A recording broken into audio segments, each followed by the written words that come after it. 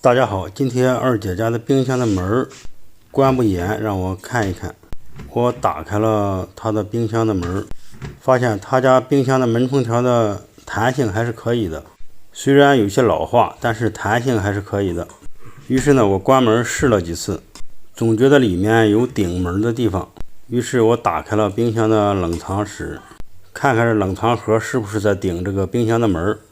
我把上面的东西给它去掉以后，发现里面有一个冰坨，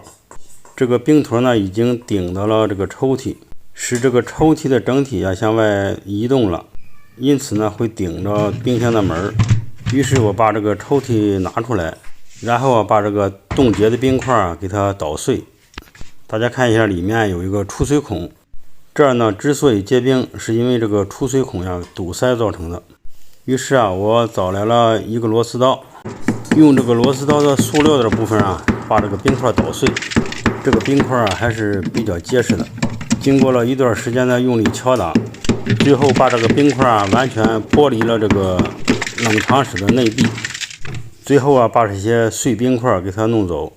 然后呢找了一根钢丝，把这个出水孔给它疏通完了。冰箱冷藏室的这个出水孔经常由于进去脏东西进行堵塞，在蒸发器化霜的时候，化掉的这些水不能及时的排出冰箱外，在这个内壁上越积越多，形成冰块，最后呢挤压到冰箱门不能关严。把这些处理完之后这个冰箱门就可以密封的很严实了。